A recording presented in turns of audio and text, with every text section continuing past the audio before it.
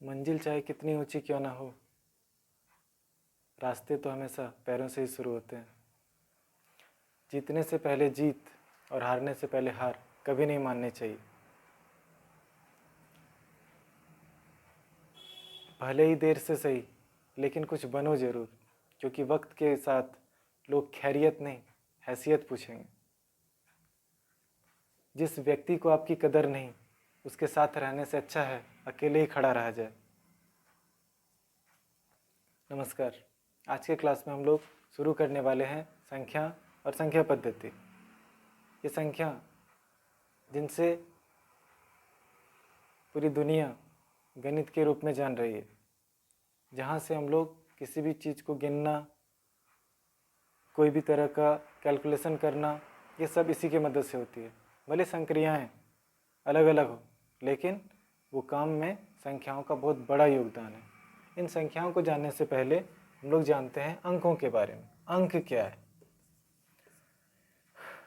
जैसे 0, 1, 2, 3, 4, 5, 6, 7, 8 और 9, ये 10 वो अलग अलग चिन्ह हैं जिनकी मदद से संख्याओं का निर्माण होता है। अकेले ये एक चिन्ह के रूप में जाने जाते हैं। अब इन सारे अंकों को या इन अंकों की मदद से हम लोग अलग अलग संख्याओं का निर्माण करते हैं। तो आखिर ये संख्या क्या है? ये तो अंक कहलाएंगे। अब संख्या की बात करें तो संख्या क्या है? इन अंकों का उपयोग करके जो भी एक पहचान बनेगा वो संख्या के रूप में जाना जाएगा। जैसे अगर हम बात करें सिर्फ एक की, तो ये एक संख्या का भी रूप है, एक संख्या भी कहलाएगी। ठीक इसी तरह आगे का 2, 3, 4, 5, 6, बड़ी से बड़ी, छोटी से छोटी संख्याओं का निर्माण हम इन सब की मदद से ही कर सकते हैं। कुल मिला के टोटल 10 वो चिन्ह हैं जिनकी मदद से हम लोग संख्याओं का निर्माण कर सकते हैं। अब यही 10 चिन्ह की मदद से हम लोग अलग अलग तरह का संख्या बनाएंगे। अब यहाँ से हम लोग जानते हैं कोई भी संख्या के बारे में कुछ और अधिक जानकारी। जैसे सबसे छोटी और सबसे बड़ी संख्या की बात की जाए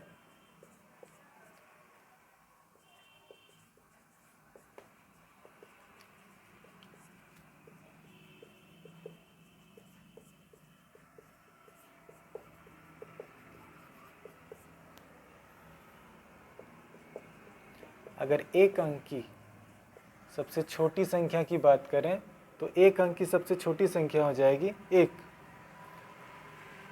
एक अंक की सबसे बड़ी संख्या है 9।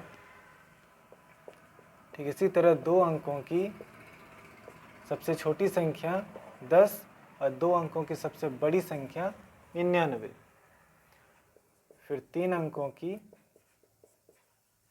सबसे छोटी संख्या 100 और 3 अंकों की सबसे बड़ी संख्या 999।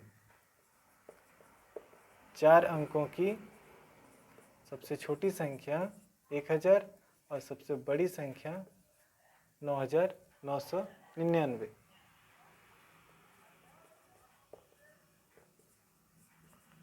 5 अंकों की सबसे छोटी संख्या और 5 अंकों की सबसे बड़ी संख्या। सबसे छोटी और सबसे बड़ी संख्या को याद रखने का सबसे आसान तरीका है कि जिन संख्या का जितने अंक की संख्या बोली जाए, जैसे अगर एक अंक का बोला गया तो सिर्फ 1, और 2 अंकों की संख्या, एक अंक की सबसे बड़ी संख्या बोला गया तो सिर्फ 1 9। 2 अंकों की सबसे छोटी संख्या अगर बोला जाए तो 1 लिखना है, उसके बाद जितना अंक का बोला गया उससे कम जीरो उसमें लगा देना, मतलब 10। ठीक उसी तरह 2 अंकों की सबसे बड़ी संख्या 99, 3 अंकों की सबसे छोटी संख्या 100 और 3 अंकों की सबसे बड़ी संख्या 999। तो जितने अंकों का बोला गया छोटी संख्या उसमें 1 लिखकर उससे एक कम जीरो उसमें लगा देना, और सबसे बड़ी संख्या बोली जाए तो वहाँ हम लोग जितने अंकों का बोला गया है उतना 9 लगा देंगे। तो इस तरीके से हम लोग आगे की और संख्याओं में सबसे छोटी और सबसे बड़ी संख्या निकाल सकते हैं। अब आता है जो संख्याएं हैं इनका कुछ खास परिभाषाएं, उनके बारे में हम लोग देखेंगे।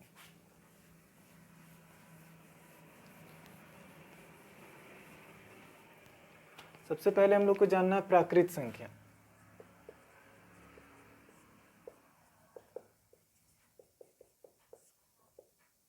इसको हम लोग इंग्लिश में कहते हैं नेचुरल नंबर।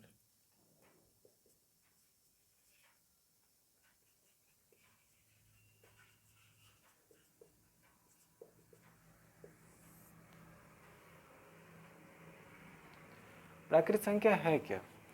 इस गिनती की संख्याओं को प्राकृत संख्या कही जाती है। जैसे जब कभी हम लोग गिनती कोई प्रारंभ करते हैं, गिनती शुरू करते हैं, तो गिनती का जो शुरुआत है वो इस तरह से होता है।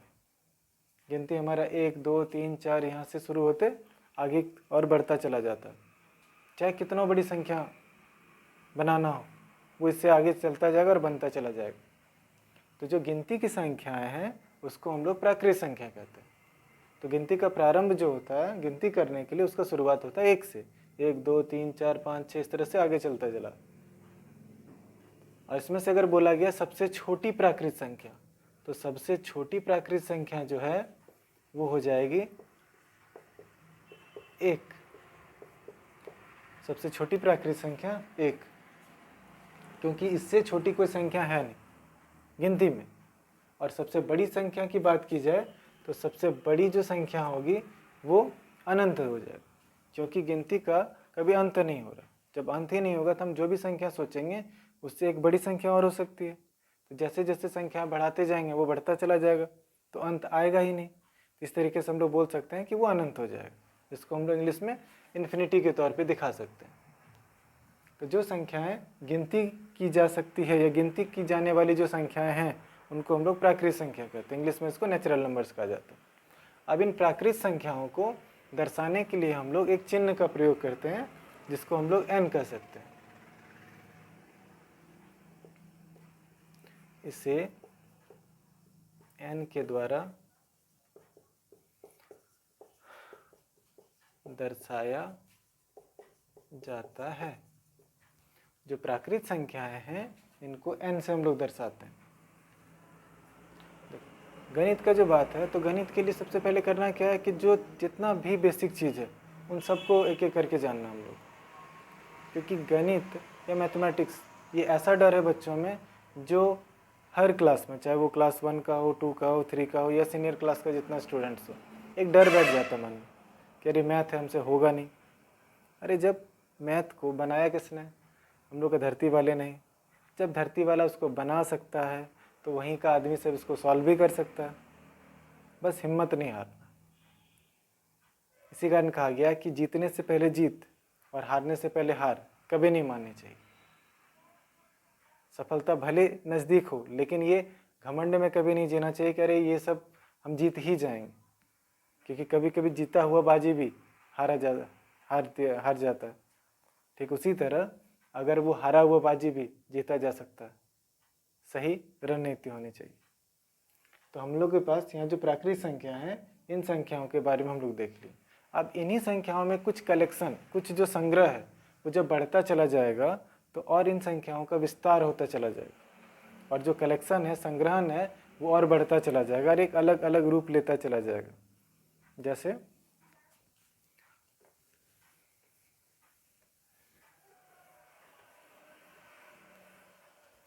अब आता है पूर्ण संख्या।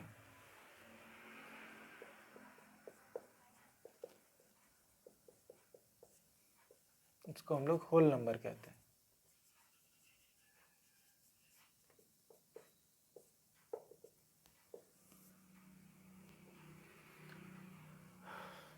इसमें शून्य और जितनी भी प्राकृत संख्याएं हैं वो सब शामिल होती है, और ये भी अनंत तक चलती जाती है।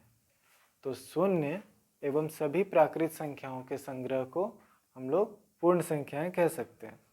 और जो पूर्ण संख्या है इसमें सारी वही संख्याएं हैं, प्राकृत संख्याएं, बस अलग से जो है वो शून्य है। तो इस तरह से जो कलेक्शन बनता है, जो संग्रह बनता है, इस तरह के संग्रह को हम लोग पूर्ण संख्याएं कहते हैं। तो यहाँ भी वही बात आती है, सबसे छोटी पूर्ण संख्या क्या हो जाएगी? तो सबसे छोटी जो पूर्ण संख्या है वो 0 हो जाएगी। और सबसे बड़ी पूर्ण संख्या, तो सबसे बड़ी पूर्ण संख्या यहाँ भी संभव नहीं है। इसको भी हम लोग अनंत या फिर इन्फिनिटी कर सकते हैं प्लस में। तो ये जो संख्याएं हैं ये पूर्ण संख्याएं प्राकृत संख्याओं से संग्रह के मामले में कुछ संख्या इसमें ज़्यादा है, कुछ मतलब सिर्फ एक, सिर्फ शून्य। तो ऐसा हम कह सकते हैं कि जितनी भी प्राकृत संख्याएं हैं वो सारी पूर्ण संख्याएं हैं, लेकिन जितनी पूर्ण संख्याएं हैं वो सारी प्राकृत संख्या नहीं होंगी, क्योंकि जो पूर्ण संख्या में जीरो शामिल है जो कि प्राकृत संख्या के पास नहीं है। इसी कारण सारी पूर्ण संख्याएं प्राकृत संख्याएं नहीं कहा जा सकती, लेकिन सारी प्राकृत संख्याओं को हम लोग पूर्ण संख्या कह सकते हैं। अब यहाँ से फिर इन पूर्ण संख्याओं को हम लोग दर्शाने के लिए फिर एक संकेत का इस्तेमाल करेंगे। इसे हम लोग W से दर्शाते हैं।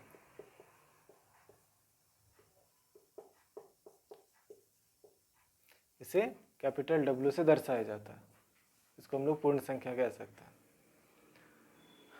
अब इनके बाद आता है पूर्णांक।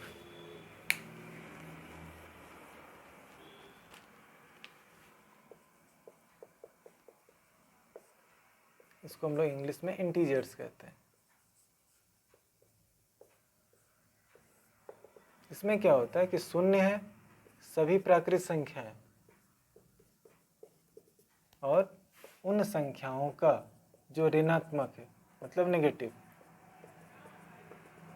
शून्य सभी प्राकृत संख्या है और उन प्राकृत संख्याओं का जो ऋणात्मक है, इन सब का जो कलेक्शन बनता है, जो संग्रह बनेगा, इसको हम लोग पूर्ण संख्या कहेंगे, सॉरी पूर्णांक कहेंगे। ये जो पूर्णांक है इसको हम इंग्लिश में इंटीजर्स बोल सकते हैं।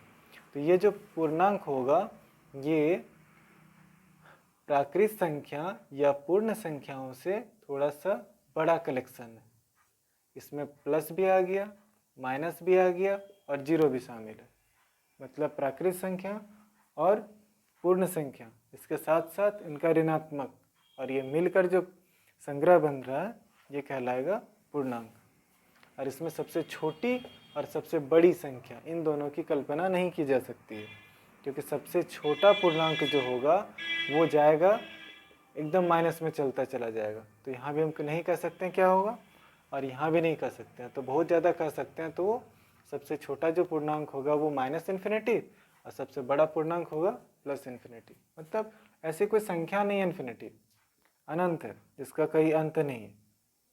और इस तरीके से हम लोग उसको किसी खास अंक या संख्या को नहीं दर्शा सकते हैं, लेकिन ऐसा कह सकते हैं कि वो कभी ख़त्म नहीं होगा। मतलब सबसे छोटा भी निकालना संभव नहीं है और सबसे बड़ा पूर्णांक भी निकालना संभव नहीं। जो पूर्णांक है इसको हम लोग z से निरूपित करते हैं। इसे z से निरूपित किया जाता है।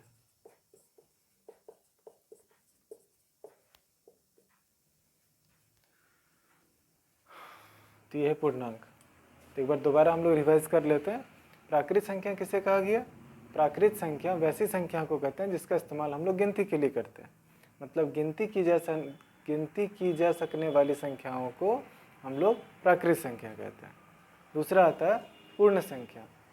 शून्य और सभी प्राकृत संख्याओं के संग्रह को हम लोग पूर्ण संख्या बोलेंगे। और सबसे छोटा प्राकृत संख्या की बात की जाए तो सबसे छोटा प्राकृत संख्या 1, और सबसे छोटा पूर्ण संख्या तो वो 0 या 0 कह सकते हैं।